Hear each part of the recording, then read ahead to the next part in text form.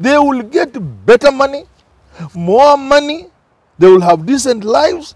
Instead of lying to them, you are employed and you get nothing. Before you realize you are 40, you can no longer do that thing because you are back now every morning. By the time you are 40, you look like you are 60. We must tell our children the truth and give them decent opportunities. Finally, you are yourselves, bottom up, bottom there at the bottom, down. Nyinyi wote mko hapo bottom. Hamuna mtu ya kuuzia kitu. Hiyo services zenyu mboga yako hakuna, manake the person who buys vegetable from Mama Mboga is employed somewhere, and that employer has been chased away because he cannot invest in a dirty, congested city where nothing is moving. So that the Nairobi of the 21st century is a decent, clean city that can employ people. You will not have a decent city to employ children of these border riders, of the matatu operators, if Nairobi is as congested and as dirty as it is.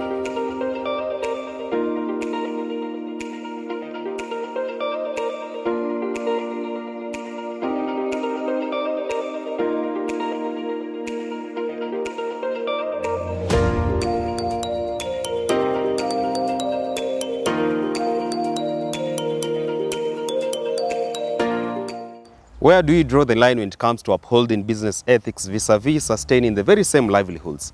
Well, that conversation, rather that introduction, forms the basis of our conversation here today on this particular edition of Business Glide.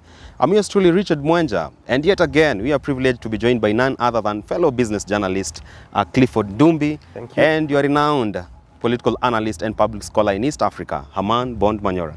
Yes, Richard. How are you? Great to see you, gentlemen. Thank you. All right. You've seen President Uhuru Kenyatta made his pronouncement on the crackdown of border operators. It will be good to know that there are over 2.4 million Kenyans employed on the border industry.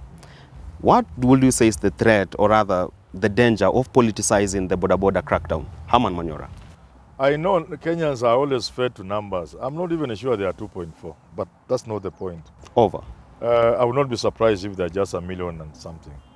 We used to be told Kibera had, I don't know how many people, and when the count was done, it was far, far below. Anyway, I support the president that we need to have order.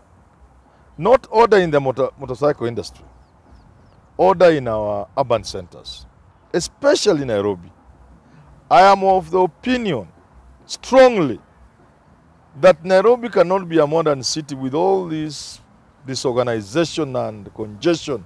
Mikokoteni, bascos, motorcycles, you call them borders, matatus, hawkers. You can't. A modern city cannot be that way. We must get rid of all these things, all of them, matatu, piki, all of them. But I quickly add, people pulling those mikokoteni are Kenyans.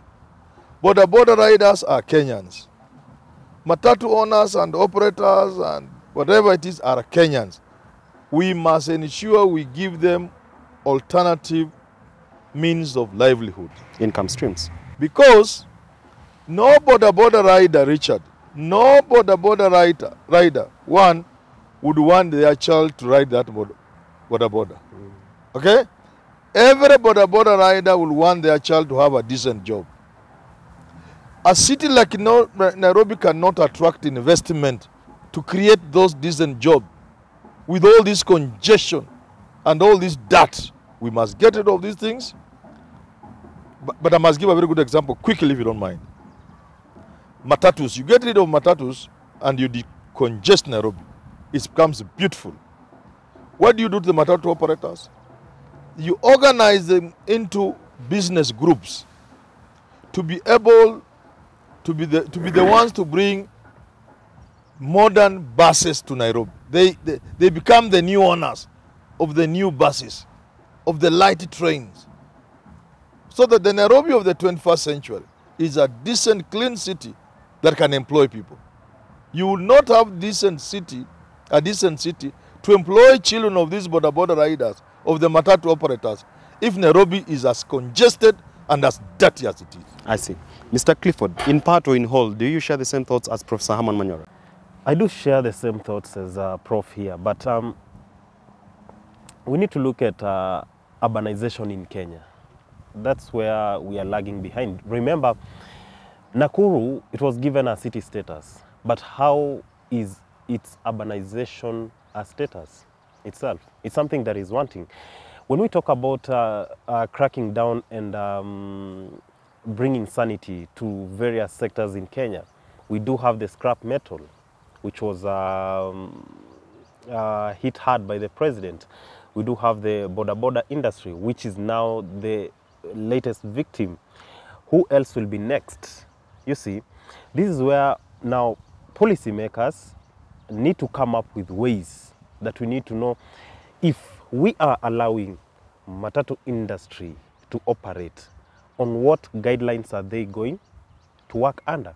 If we are having borders, on what guidelines also are they going to work in? I feel that is where these guys are just not getting it right. And something else, when we look at it from that angle, we need to understand that, you know, it is an industry where so many people are falling on because there are no jobs. You get it? And not many even have the skill to operate in this business. So the fact that you do not have a good skill to run this business, the fact that there are no good policies to run the industry creates all these chaos. And going forward, I feel like you need to come up with the policies. You need to make sure that you train these guys.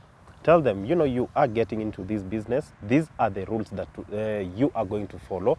And the moment you break these rules, these are the consequences, so that one can know that All right. you are getting into. Let me just add something small before you come in. There are no jobs, and therefore you do something informal. You erect a small kiosk somewhere. There are no jobs, you go into a border rider. So what happens? You congest the city, you make it dirty, and therefore the state in which you are of no jobs is made worse. So that joblessness becomes even worse. So that circle will continue. Finally, even these informal operators, who will they sell their merchandise to? Who will the border rider carry? He will have no passenger, because as you continue to informalize the sector, you do self-cannibalizing. You create a situation where jobs are disappearing because nobody will want to invest in Nairobi. Finally, you are yourselves bottom up, bottom there at the bottom, down. Nyinyi wote mko hapo bottom. Hamuna mtu ya kuuzia kitu. Hiyo services zenyu mboga yako hakuna, manake the person who buys vegetable from Mama Mboga is employed somewhere. And that employer has been chased away because he cannot invest in a dirty, congested city where nothing is moving. You know, politicians are cheating Kenyans. You will be nice, but finally the city of Nairobi is coming to a halt. You get it? Because somebody leaves home at 4 to be able to get to town. Then in the evening, they will be stuck in jam and get to the house at 10. So they sleep for 3 hours or 4. They have to wake up very early because of the congested city. By the time they get to your work, they're actually sleeping. So they are not being productive. And therefore, the city is so clogged that investor will simply fold up and go back to another country to invest there. Finally, we will be ourselves up at bottom. Sisi Mama Mboga, Mduthi riders, sisi tu wenyewe. Yeah? Even the car wash people, fine, whose car are they washing? Because the people of cars are employed by the investors you have chased away by congesting the city and making it dirty. The politicians must tell Kenyans the truth. Yes, and you know, for our economy, a big part of our economy is a market economy, where now, much as it's an informal market, we need to understand that the government needs now to formalize it and to modernize it to a way that it accommodates everyone, in a way that you get a proper living, through this economy. But then, who regulates these borders? As much as we say NTSA is in charge of them, are they doing enough? All right. About that issue, will you say it's high time that Kenya probably adopts boda circles the same way we did for the matatu industry, so that we bring sanity to the boda industry? Now we come up with circles that will check into the discipline and behavior of boda riders. Do you agree with that? I'm of radical view. Stop any importation of motorcycles. Close down an assembly plan. Phase out all borders. But give them a decent living. Find them alternative means of livelihood, alternative jobs, alternative ways of getting income. This country, especially this city, will come to a stop and a standstill, which is where it is headed. You cannot regulate border or matatu. You remove them, but give them something better to do. Clifford, from your own perspective, will you see probably the formation of boda circles will bring some sanity into there? Or you also support the view we should phase them out? Definitely, that is one of the most difficult questions that any leader would be wanting to face right now, because if you close down the processing, the assembling plant in Kenya for borders, that means that you are going now to put more people on the drain and worsen the current situation whereby the unemployment rate is quite high. So I think we need to get into partnerships with other countries and export these borders too. For the opinion of maybe ceasing all importation of borders, I do agree with Prof, because already if we have 2 million, that's quite a huge number. You see, we need to be looking at how best we can now regulate the industry, because 2 million people, a billion industry, a billion shilling industry, that tells you that it has the potential, but there is no person who is regulating it to the best of its potential. Richard, let me tell you, this thing is a useless thing. I know of people close to me, some of my friends, who have bought borders. It's not a business. You can never make money. These borders are, first of all, useless in terms of being equipment. They are useless equipment. They don't even last a year. Quality. By the time it is completely useless, you have not made your money. So it's not an investment. Ask anybody sincerely who has tried to invest. They will tell you it's a waste of time. All right. Number two, I'm just finishing. The border riders themselves, there's nothing they get out of, so it's not even a source of employment. Now, when you weigh this against the dangers of having, other than crowding the city of Nairobi that makes it difficult for investors to come, we have accidents. Almost every hospital in this country has a ward for border victim accidents. And then crime. We are going to get to a point where crime will multiply many times over, and it will be because of borders. So we are walking into danger with our eyes open. I see. Yeah. All right. Clifford and Herman, in first world economies, I would say business ethics and human dignity has to be upheld. Would you say that a section of border riders come and say this is a case of blanket condemnation? You saw the case with the woman who was not really treated well, the saga that happened here on board. Would you say that, yes, they also have to justify themselves that this is a case of blanket condemnation, and the sector going under crackdown shouldn't be the way for Uhuru Kenyatta? No. It's not about blanket condemnation here, but this is just an example of how they are. This now depicts the picture of who they are. You see, it's just that it was caught on camera. But on daily basis, if we can have a monitoring agency to monitor their conduct, then you can know that the cases are high. And that is why I'm saying that we need now to be very and extremely tough on this industry. I see. Herman Manyora, Yes. so many young children are leaving school, dropping out of school, not because they are not affording school fees, but to join the boda industry. They want easy money, fast money. Would you say that perhaps getting away with border riders will also get back many children to school? Because even those in border, many of them have not attained the 18-year age mark. They're dropping out of school to go there. You see, Richard, border riders are our children. And when I say they are getting nothing out of it, I know.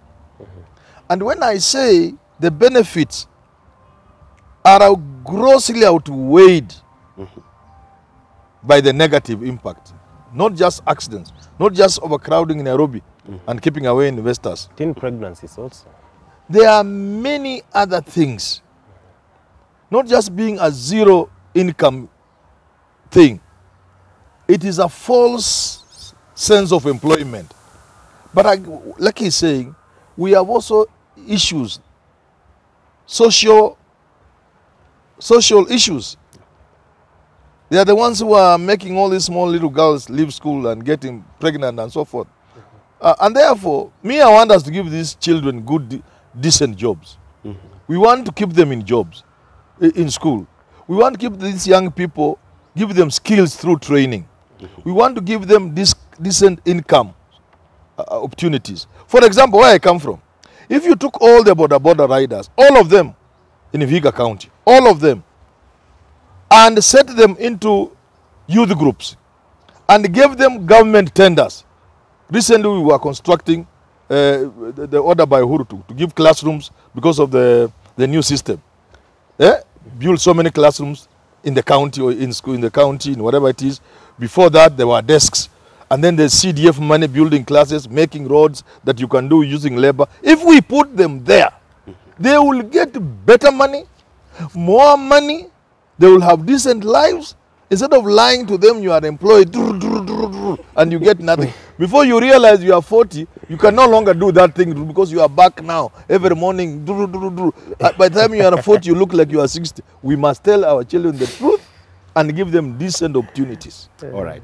The very last. Herman Manyora, Clifford Ndumbi. You've seen professional ethics being upheld, the high standards become a bottleneck for many institutions and businesses in Kenya. Look at the Kenya's health sector, the case of Sipili dispensary in Laikipia, doctors not going according to their professional ethics. And it is happening. Now it's happening in border industry, matatu industry. You've seen the issue of Kamagera, how tax will handle a client on board.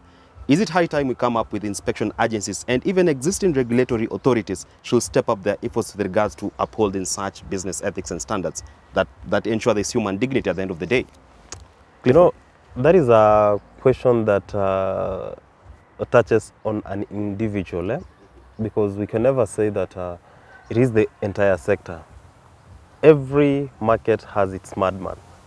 So we can never just say the entire sector has a problem. It just pours down to the individual. If we have to deal with one person, let it be, but not victimizing the entire industry. All right, Herman Manyora, closing remarks. Yeah, we need to regulate our things, to have agencies, but I have said repeatedly, Kenyans are Kenyans. You give somebody in charge of inspection of something, it becomes an opportunity for them to rent sick, to make money. So we need a bigger thing, a bigger approach, a better approach. And I've always argued that it will start with the man at the top. To send signals that this country will not accept nonsense. If we give you an inspector role, you'll do it. All right. If we come behind and you find you have allowed somebody, you have given your certificate of completion, a job well done by a contractor, and the job is silly, all right, we'll put you in jail. How about the and blacklist you, will never get another job. Yeah, if you are an engineer. I see. That's what I mean. How about the prosecution of such culprits who've been identified? They are now in the police cells, awaiting probably court prosecution. Should we also ensure that they get the victims get justice? Which ones? For example, the lady, those who, of course, mistreated These the lady. are our boys. This is group psychology. You know group psychology. Don't get somebody when people have done something in a group and take them to court. That person would not do that if they are alone. So these border riders, they should be put on probation. They should not be jailed. These are young people. They should not be jailed. Put on probation and told never to repeat that ever. But the bigger thing is, how are we going to address the border issue? Absolutely. Well, that remark by Herman Manyora takes us to the wrap of this conversation touching on the sanity in the world of business environment. Well, for our fan of the week is none other than Jen Jambi in Burnt Forest. From Burnt Forest, Jen Jambi, we thank you so much for being part of this family. Encourage your relatives and friends to join the family. Thank you very much. All right, make sure you get posted on our subsequent editions that come to you every Tuesday and Thursday here on Herman Manyora channel. And also, make sure you posted with our latest African proverb of the day that is going to be up next on your screen. See you next time.